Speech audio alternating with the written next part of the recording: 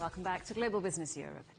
2021 was an exceptionally dry year, so says the World Meteorological Organization, which has published a report on the state of the world's water supplies and how climate change is driving natural disasters caused by water. The report says that 3.6 billion people currently face a shortage of adequate water for at least 1 month each year. And that's expected to increase to more than 5 billion people by 2050. Access to water is only one problem. Between 2001 and 2018, 74% of all natural disasters were water-related, and the number of weather-related disasters increased by 5 times over the past 50 years.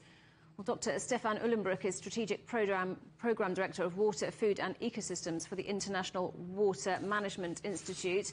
Welcome to the programme, Stefan. So this is the first report of its kind. What's it been designed to do? Thank you very much. Thanks for having me.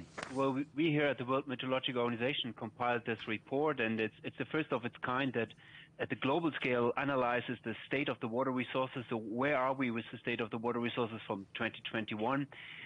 What are the trends when it comes to availability of water, particularly in surface water, but also we look a little bit at groundwater and other patterns.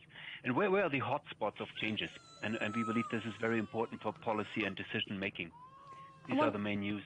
And one of the things that emerged from your report is that there are more water-based natural disasters now. How much has that been put down to climate change?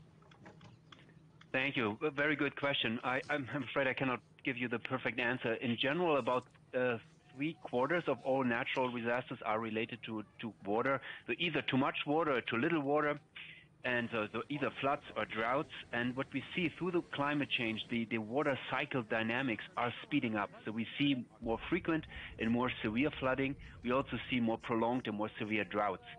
How much of that really can be attributed directly to climate change depends very much on each river basin, because there are so many other changes, human development, land use changes, deforestation, etc., etc. So it's difficult to kind of give you exact percentage of the climate change signal. But there's no doubt that we see, because of climate change, a change in the frequency and severity of floods and droughts.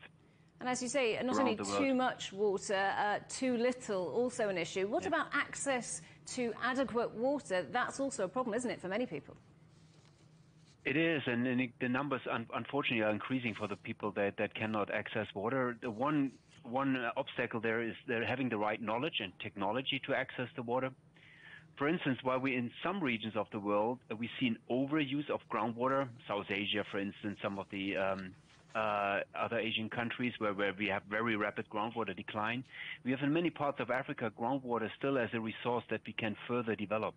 But it needs the right capacity, human capacity as well as infrastructure capacity to access the groundwater in a sustainable way. And that's lacking. So things obviously need to change then if your report is to be acted upon. Who needs to act on it? What needs to be done? I guess all of us. At the one end, we need a new approach to water management. The way we manage water resources at the moment is too often unsustainable in many parts of the world. We erode the resource base in a very unsustainable way. So we need to understand that better. Therefore, better monitoring, better observations are necessary. So more investments in observing the problem, in studying it, and develop solutions that work locally. More sharing of data. Often observations are done, but they're not shared with all the neighboring countries in one river basin. Even if they share the water resources, they don't necessarily share all the information about it, which prevents integrated approach. But it's also all of us. We all need to change, and we can save a lot of water while conserving water at the household, but also by in the supermarket. A lot of water you can save through buying products that are seasonal, that are maybe not traveled a long time, that are not irrigated, or at least from an area where sustainable irrigation is possible. So a lot of water can be saved through more appropriate consumption patterns.